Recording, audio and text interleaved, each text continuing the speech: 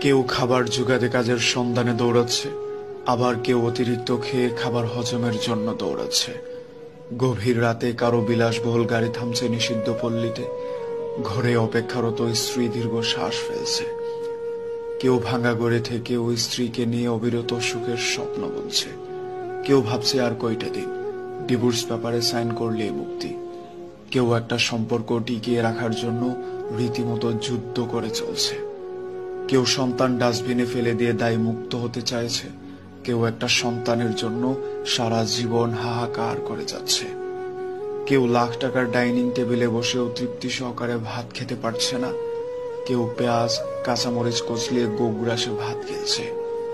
কারো দামি খাটে শুয়েও আবার ঘুমের ওষুধ খেতে হচ্ছে, কেউ আবার হিমেল হাওয়ায় রাস্তায় ওভারব্রিজে ও ঘুরে ঘুমোচ্ছে।